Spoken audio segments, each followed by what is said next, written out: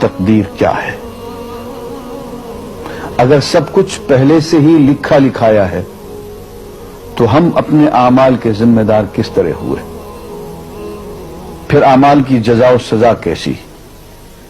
پھر جنت و دوزخ کے کیا معنی؟ وضاحت فرمائے۔ بھئی سچی بات یہ ہے کہ اس سوال نے ایک عرصے تک مجھے بھی ستائے رکھا، اور میں سوچتا رہا کہ اگر واقعی اللہ تعالیٰ نے پہلے سے ہی سب کچھ لکھ دیا ہے کہ میں اتنے بج کر اتنے منٹ میں بیٹھ کے یہاں پہ ایک لیکچر دوں گا، یہ تقریر کروں گا، اتنے بج کر اتنے منٹ میں نماز پڑھوں گا، اتنے بج کے اتنے منٹ میں فلاں کو گالی دوں گا، فلاں کو تھپڑ ماروں گا، یہ پہلے سے ایک میرا شیڈول مرتب ہے اللہ کے ہاں، لکھا لکھایا پروگرام چھپا چھپایا موجود ہے، میرے کا قصور؟ تو لکھنے والے کا قصور ہے۔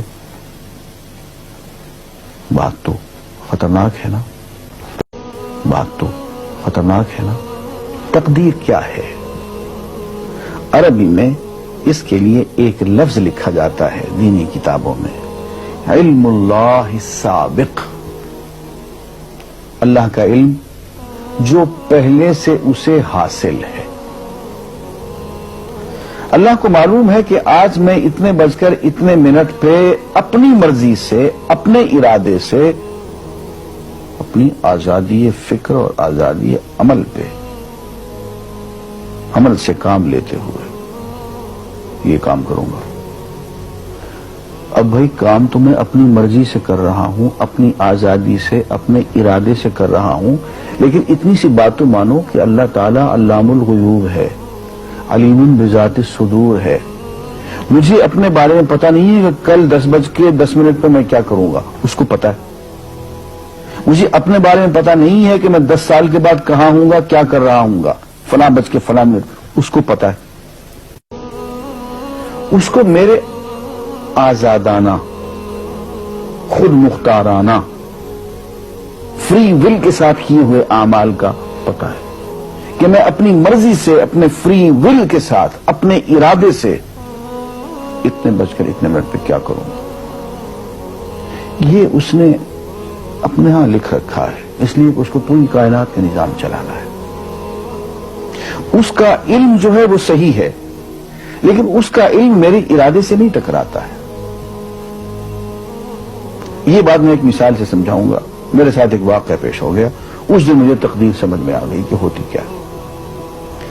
1971 کی بات ہے کہ یہاں اکاؤنٹنٹ جنرل آفس میں میں ڈپٹی اکاؤنٹنٹ جنرل تھا۔ اس زمانے میں ایک مشہور نجومی تھا شیخ صادق، یہاں قلعہ گزر سنگھ میں رہتا تھا۔ وہ پتہ نہیں بیچارہ زندہ ہے یا فوت ہو گیا۔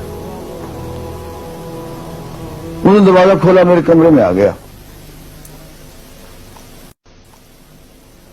کہاں صاحب ہم آپ کی خدمت کرنا چاہتے ہیں، ہم آپ کو مستقبل کے بارے میں کچھ بتانا چاہتے ہیں۔ میں نے کہا بھائی میرے پاس فضول باتوں کے لیے وقت نہیں ہے، میں علم نجوم وغیرہ کو اس قسم کے یہ فضول باتوں کو میں نہیں مانتا ہوں، مشغول آدمی ہوں، ان چکروں میں مجھے مت ڈالو۔ انہوں نے کہا سر مجھے صرف 1 منٹ تو آپ دے دیں۔ میں نے کہا ہاں 1 منٹ دیتا ہوں۔ اس نے ایک بہت بڑا کاغذ میرے سامنے لکھا جس پہ 40 خانے بنے ہوئے تھے، 40 چیزوں کے نام لکھے ہوئے تھے، مختلف چیزوں کے نام، کتاب، قلم، اینک، کاپی، دوات، پینسل، میز، بادل، برکھا، مسجد، مندر، ایسی ایٹ رینڈم چیزوں کے نام، 40 چیزوں کے نام لکھے ہوئے تھے۔ وہ کہنے صاحب آپ ان میں سے کسی ایک چیز پہ انگلی رکھ دیں یا اس کا نام آپ اس کاغذ پہ لکھ دیں۔ اور مجھے یہ کہتے کہتے اس نے ایک پیس آف پیپر میری میز سے اٹھایا اور اس پہ کچھ لکھا اور اس کو یوں الٹا کے رکھ دیا۔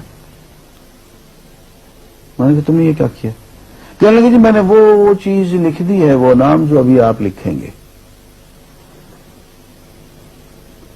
تو اب میں پریشان ہو گیا۔ تماشا کی بات ہے نا کہ جو چیز میں سوچ سوچ کے اپنے ارادے سے، اپنی مرضی سے ابھی لکھوں گا، اس نے پہلے جو لکھے وہاں رکھ چھوڑ دیے میرے سامنے۔ اب میں سوچ میں پڑ گیا کہ یار وہ چیز لکھوں جو اس نے نہ لکھی ہو۔ کبھی میں اس کا ارادہ کروں، کبھی اس کا ارادہ کروں، اب تنگ آ کے آخر میں نے کسی ایک چیز کو لکھ دیا، کہ میری یہ ہے۔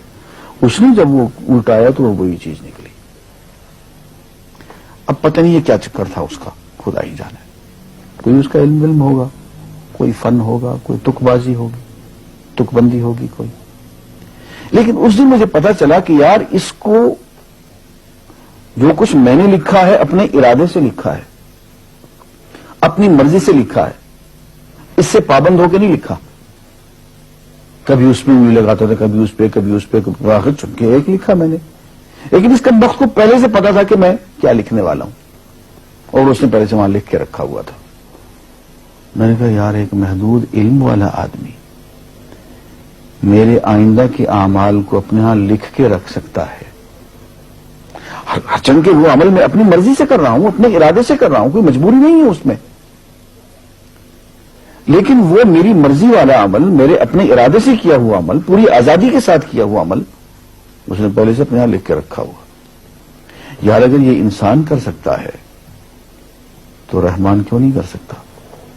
اس نے میرے سارے اعمال جو میں آئندہ چل کے کرنے والا ہوں، وہ سارے کے سارے اعمال اس نے اپنے یہاں لکھ کے رکھے ہیں.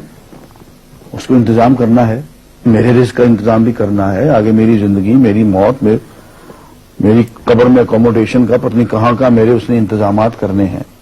تو میرے بارے میں اس نے سارا ڈیٹا کلیکٹ کر کے رکھا ہوا ہے اپنی انفارمیشن کے لیے کہ یہ اپنی مرضی سے کیا کیا کچھ کرے گا. تو اس کے لکھے ہوئے ہونے سے میری مرضی ختم نہیں ہوتی، میری ذمہ داری ختم نہیں ہوتی، میرا ارادہ، میری فری ول ختم نہیں ہوتی.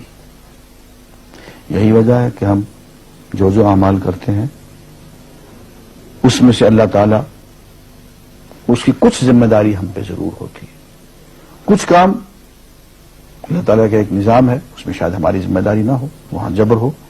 لیکن کچھ اعمال ایسے ہیں جن میں خالصتاً ہمیں آزادی حاصل ہے، ہمیں اختیار حاصل ہے، ہم ان کے ذمہ دار ہیں، ہمیں ان پہ جزا ملے گی، ہمیں ان پہ سزا ملے گی، اللہ تعالیٰ بچائے. اور جزا ملے گی تو جنت ہوگی، سزا ملے گی تو دوزخ ہوگی. لیکن آزادی عمل اور ارادہ ضرور ہے. یہ الگ بات ہے کہ اللہ تعالیٰ کو پہلے سے ہی معلوم ہے کہ ہم اپنے ارادے سے اور اپنی آزادی اور اپنی مرضی سے ہم آج اور کل اور پرسوں اور سال بھر کے بعد اور 10-20 سال کے بعد ہم کیا کیا کریں گے اس کے ہاں لکھا ہوا ہے. وَعِندَهُ عِلْمُ الْكِتَابِ، اس کے ہاں سب کچھ لکھا ہوا ہے. لیکن ہم جو کرتے ہیں اپنے ارادے سے کرتے ہیں اور اس کے ذمہ دار ہیں. وآخر دعوانا الحمدللہ رب العالمین.